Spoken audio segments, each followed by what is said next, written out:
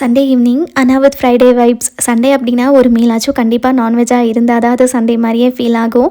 But நேற்று non veg கேட்குற ஆள் வீட்டில் இல்லை. ஒரு ரிசப்ஷன் அட்டன் பண்ணுறதுக்காக அப்பா ஈவினிங்கே கிளம்பிட்டாங்க. அண்ட் தங்கச்சிக்கும் ஷிஃப்ட் இருந்ததும் நைட் சாப்பாடு எனக்கும் அம்மாவுக்கும் மட்டும்தான். 2 பேருக்கு மட்டும் என்ன செய்கிறதுன்னு தெரியல. அப்படியே ஃப்ரிட்ஜ் ஓப்பன் பண்ணி பார்த்தா ஒரு பேக்கெட் மஷ்ரூம் இருந்தது. ஸோ அதை வச்சு ஆம்பூர் ஸ்டைலில் பிரியாணி செய்யலாம் அப்படின்னு சொல்லிட்டு அதுக்கான வெஜிடபிள்ஸ் எல்லாத்தையும் கட் பண்ணி ரெடி பண்ணி வச்சுட்டேன். சப்போஸ் நேற்று எங்கள் அப்பா இருந்திருந்தா கண்டிப்பாக அந்த மஷ்ரூம் இடத்துல சிக்கன் தான் இருந்திருக்கும். பட் சும்மா சொல்லக்கூடாது, மஷ்ரூம் பிரியாணியோட டேஸ்ட்டும் சூப்பராக இருந்தது. பிரியாணி பாட் யூஸ் பண்ணி சீரா சம்பா ரைஸில் தான் பிரியாணி செஞ்சுருந்தேன். எண்ணெய் நெய் ரெண்டுமே நல்லா சூடானதும் வெங்காயம், ஹோல் ஸ்பைசஸ், இஞ்சி பூண்டு பேஸ்ட், புதினா, கொத்தமல்லி, 2 பச்சை மிளகா சேர்த்து நல்லா வதக்கிட்டு red chilli paste 2 tablespoon சேர்த்துருந்தேன். இது மட்டும்தான், மற்றபடி வேறு எந்த மசாலாவும் சேர்க்க போகிறது கிடையாது. அதுக்கப்புறம் தக்காளி, கொஞ்சமாக தயிர், கட் பண்ண மஷ்ரூம் ஆட் பண்ணிவிட்டு கொஞ்சம் நேரம் குக் பண்ணதுக்கப்புறமா 1 கப் ரைஸ்க்கு 1.5 கப் தண்ணி சேர்த்துட்டு நல்லா கொதிச்சு வந்ததுக்கப்புறம் உப்பு சேர்த்துட்டு ரைஸும் ஆட் பண்ணி தம்மில் வச்சு எடுத்தோன்னா மஷ்ரூம் பிரியாணி ரெடி. ட்ரை பண்ணி பாருங்கள், சூப்பராக இருக்கும்.